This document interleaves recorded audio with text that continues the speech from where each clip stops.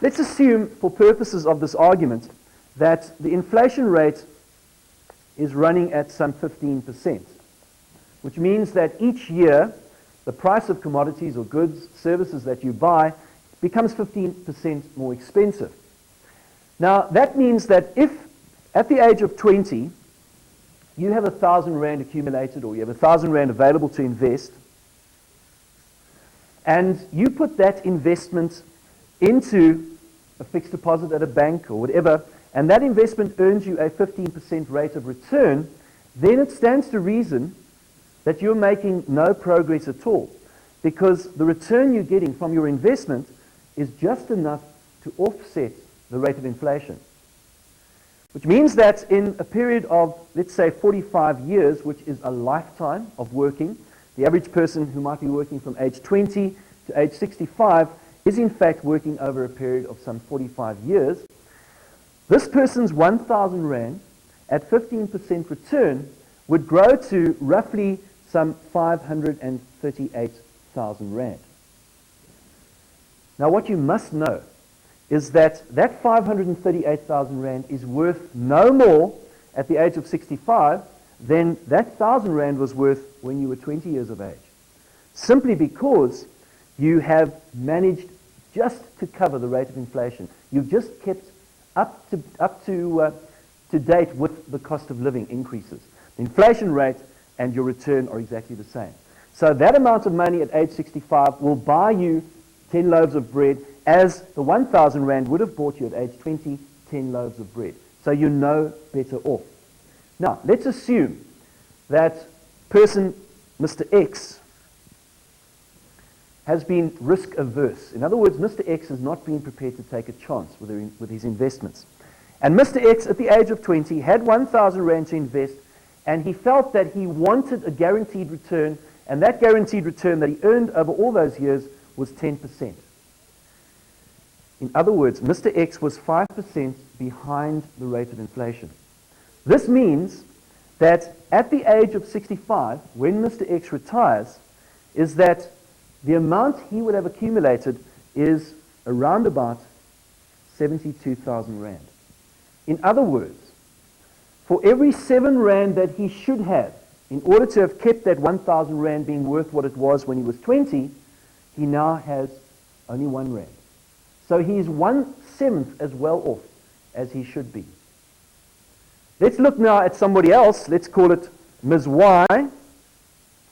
And this lady has taken time, trouble to learn about investments, and she has been prepared to invest on the higher end of the risk-return continuum. And Ms. Y, through her knowledge and experience, has invested in the Johannesburg Stock Exchange, and she has achieved a return of 20% over the past 45 years, between the ages of 20 and 65. Now, that's not an unrealistic return, given that in the past 25 years, the stock market has given investors back an average return of 22%. So 20% would be considered an average return for an investor on the Johannesburg Stock Exchange. At 20% return, Mrs. Y, who also has 1,000 Rand available, that 1,000 Rand will now have grown to some 3,500,000 Rand at 20%. In other words, in order to have kept pace with inflation, you would have had to have about 500,000. If you were prepared to take the time out to learn about the investment environment and have increased your earnings from the 15% base rate to 20% earnings, you will have some 7 times more than what you would have had on retiring at 15% return. 7 times more holidays, 7 times more clothing, 7 times more outings, 7 times more of whatever it is that your lifestyle wants. And that's a very, very significant meaning to somebody who's at their retirement age and who is looking for a return that is able to sustain their lives. And the hard reality is that the average South African is not financially prepared for retirement. The average South African is reliant upon a state pension, reliant upon having to work beyond retirement, or is reliant upon family. The statistics are really shocking because they show us that less than 10% of South Africans are financially independent once they retire. And the the lesson to be learned here is very, very clear. In order for us to be in a situation where we're able to cope with our retirement, we need to have to operate in that higher end of the risk-return investment environment. Let's have one last look at so many South Africans who believe that they don't need to invest, they don't need to learn about investments because they're okay, their pension will look after them. Here are a couple of hard facts about that. Is that the average South African, when they retire, has worked for 15 years for their most recent employer. The average South African has worked for 15 years. Now, if you want to work out at 15 years what percentage of your final salary you are going to earn as a retiree, you must multiply the number of years worked by 2.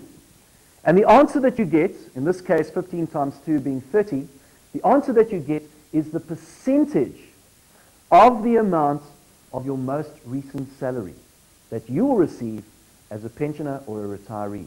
So, if you retire and are used to earning 10,000 Rand per month, on the day that you retire, let's say at age 65, that earning will now be cut down to 30% of that amount. So as a retired person, your 10,000 Rand per month will immediately shrink to 3,000 Rand per month, given that you've worked for your most recent employer for a period of 15 years.